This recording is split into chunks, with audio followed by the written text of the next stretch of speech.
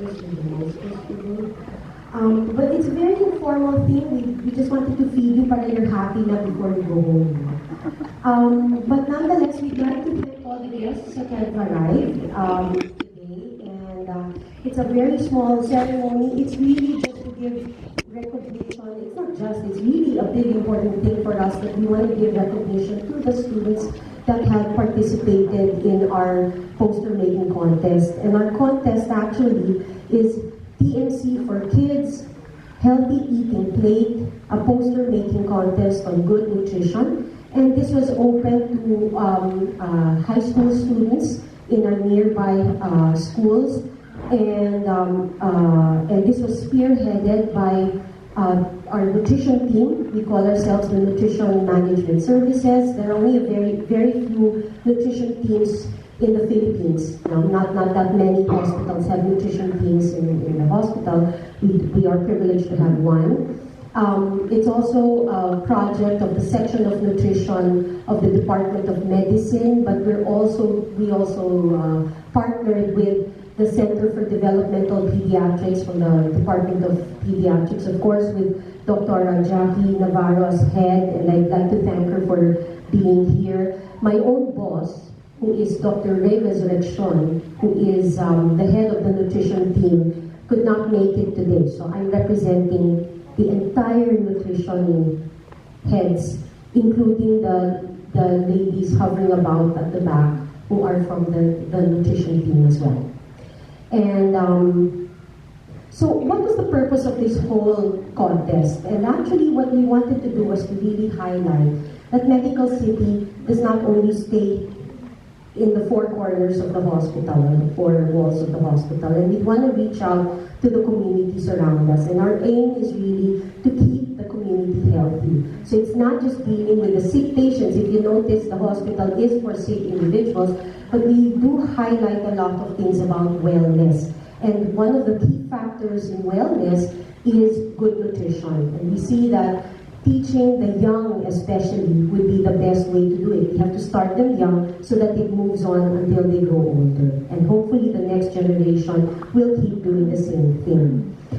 We also wanted to highlight and be partnering with the Department of Health with their Pinggang Pinoy program. And this is one of them. We've been using the plate method actually for some time, even before the DOH and the levy started doing it, and we saw that it was good. And we're happy that it's in line with the national policies as well.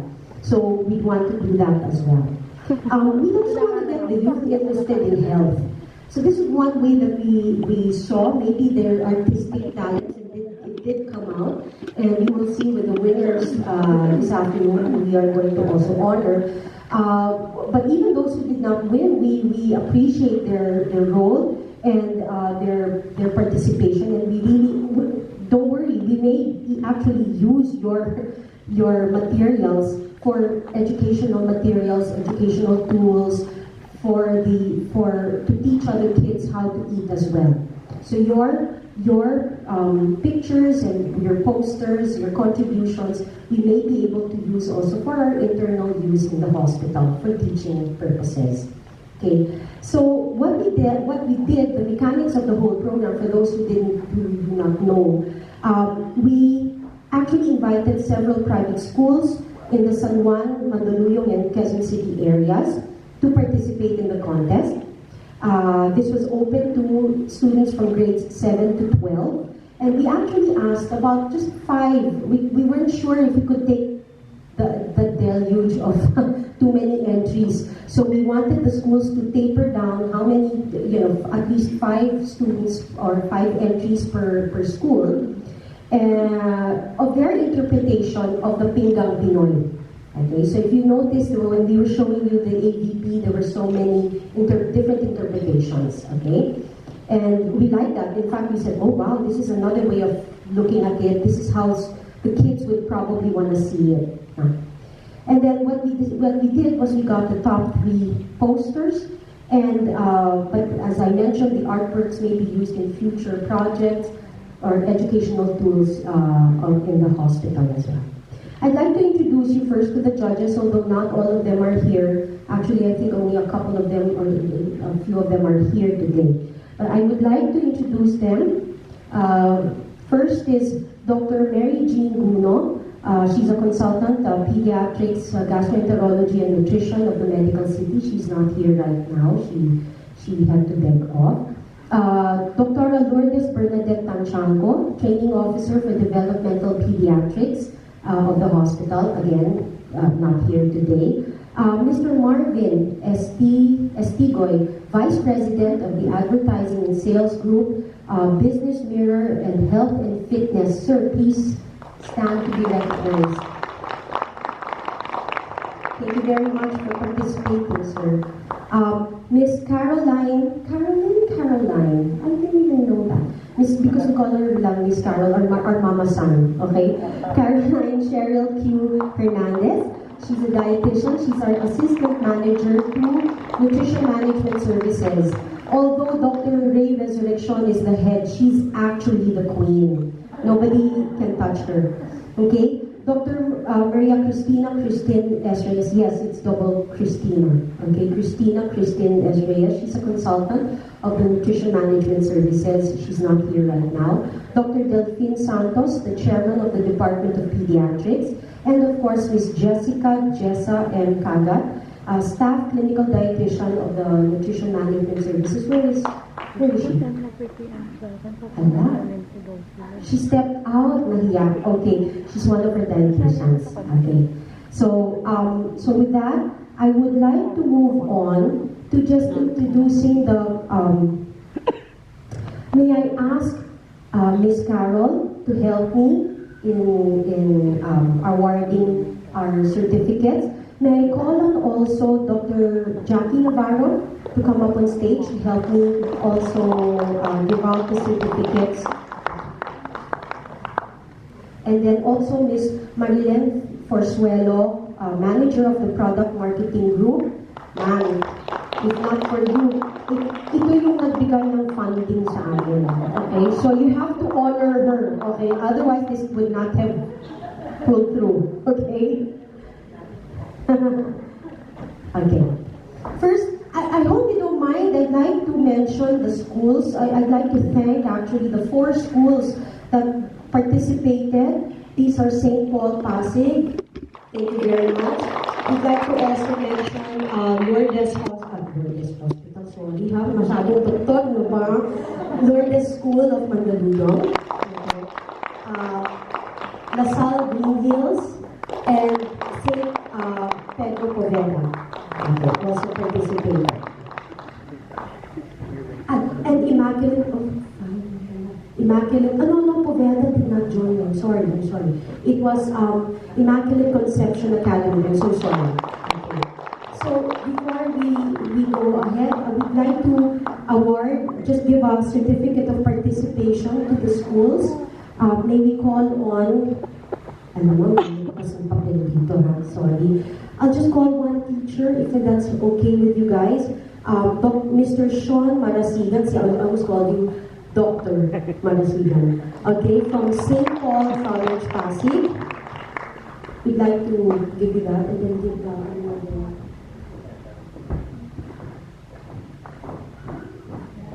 Okay. Teka muna ha. Kasi kami-kami lang ang gumagawa dito eh. So, no, one lang. One. And then one. Sir, maghati-hati na lang kayo dyan, ha? And then one, Carol, would you like to give a placement? Ay, yes.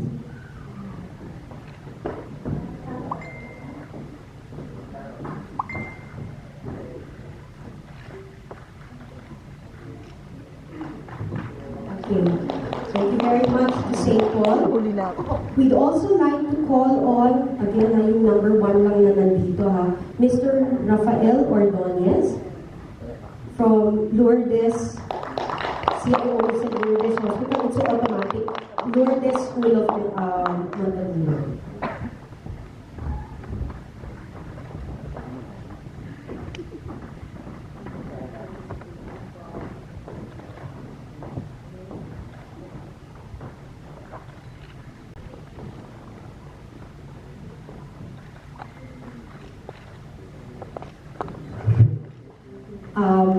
To LaSalle Green Hills and to Immaculate Conception Academy, thank you very much. But I think they have exams kasi, so the students couldn't come today.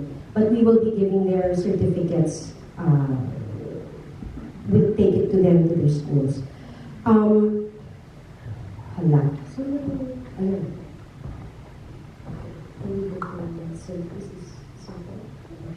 Okay, may we call on the students from St. Paul, Julia Carpio.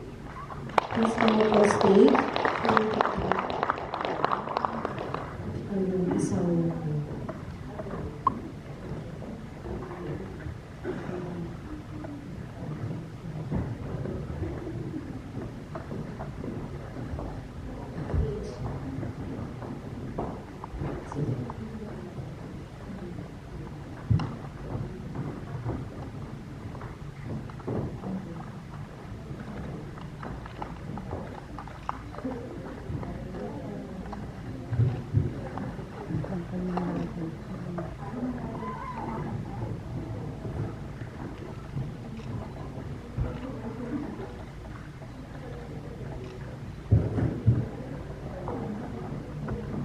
Okay, is Maria Tara Isabella Javier not here? We'll just send these certificates to you.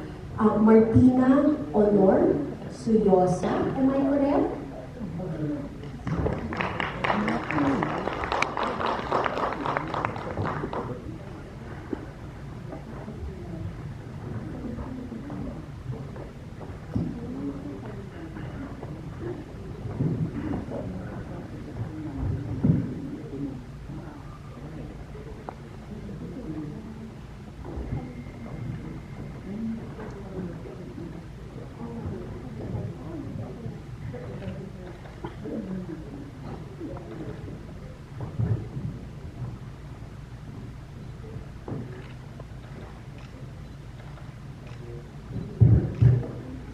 Okay, from Lourdes School, Robert Kyle De Mejia, not here. Daniel Uichoco, not here. Sandro Miguel Antonio Guijoco. Okay, those were your participants. And the other school. Okay, for the other schools, we will just send them their certificates also. Probably for the highlight today would be the participants who had garnered special prizes, no? First, I'll call on, parang Miss Universe, diba, the third prize winner, okay? May we call on, we'd like to thank the third prize winner, Mr. Jason Oliver B. Bacar from Lourdes School of Engineering. Okay. Hindi ko pala nasulat kung anong what they want. Okay. You get a gift bag from Nestle Wellness. You also get an umbrella and some other stuff from the medical city. You also get a certificate and you also get the plaque as third prize, and you also garner a gift certificate from the medical city for services at the Center for Wellness and Aesthetics worth 5,000 pesos. Okay. So adolescent, we have the wellness clinic kasi has an adolescent clinic. So don't worry, it's not executive checkup lang. And then they also garner a Parker pen from Abbott Philippines. Abbott Nutrition Philippines. Okay. Can you carry everything? Yeah. Okay. You want to get that?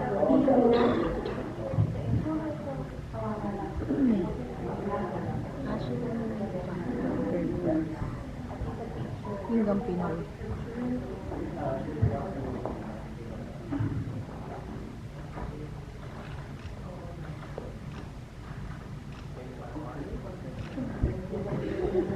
Hindi siya sa picture niya. Doon siya sa kanyang poster niya.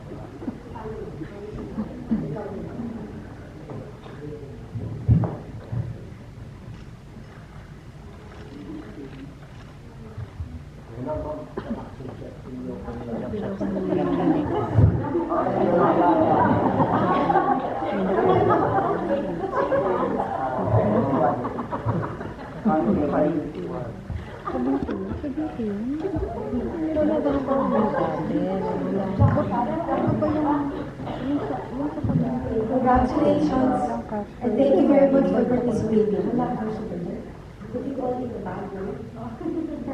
And the school, I'm sorry, I told you na kami lang gumagawa dito. We'd also like to offer a plaque to the school that you can put down in your school and highlight that Lourdes had garnered the third place. Okay. For second place, may we call on Mr. Patrice Sebastian. Am I correct? Sebastian M. Olaguera. From Lourdes School of Manila. Congratulations.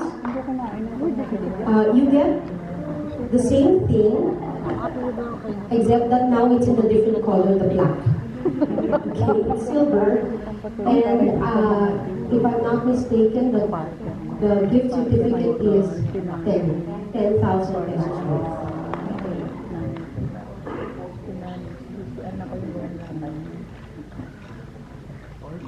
Nung grade 1 na po yun ang pinapilala sa next slide.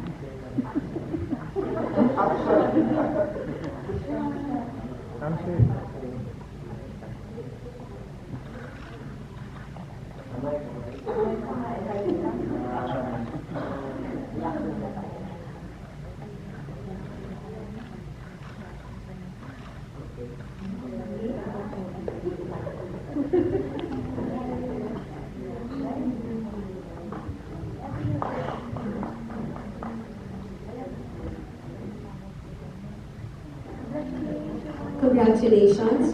And again, also, the school, the school gets another plaque with his name on it. Congrats, Lourdes. Nakakadalawa na. And then finally, the first placer from St. Paul College, Pasig, Miss Isabella R. Hilario. Congratulations. Again, you get the same things, except again, the plaque is now color gold. And the gift check is now worth 20,000 pesos. I think I'm really happy sa 20,000.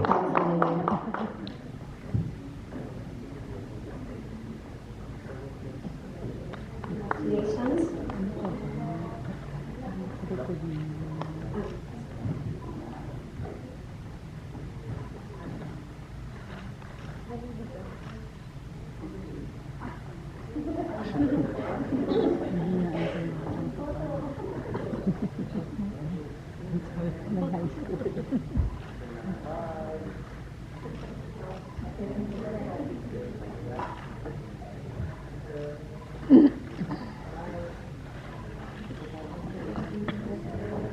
Thank you very much.